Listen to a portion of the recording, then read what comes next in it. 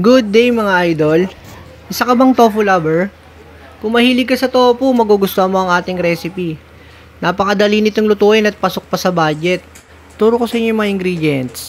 Let's go! Giniling, siling green, sibuyas, bawang, pepper, nor cubes, toge, tomato paste, at ating tofu. Ngayon naman maghiwa tayo ng mga rikadong ating gagamitin, gaya ng sibuyas, bawang, siling green mga idol. Ang tofu ko palang ginamit dito yung sa magtataho, soft tofu. Ngayon naman mga idol, magsalang tayo ng malinis sa kaldero. Magisa na tayo ng mga sibuyas, bawang, ang ating giniling hanggang sa lumabas ang aroma.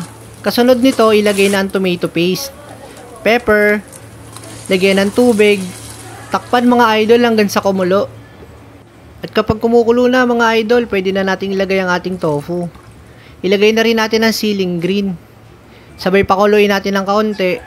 Ilagay na rin ang ating toge. At kapag kumukulo na, maglagay na tayo ng asin saka nor cubes. Takpan, hintayin na nating maluto. At kung nanonood ka pa idol, maraming salamat sa walang sawang suporta. Comment mo na yung next natin lulutuin. Salamat!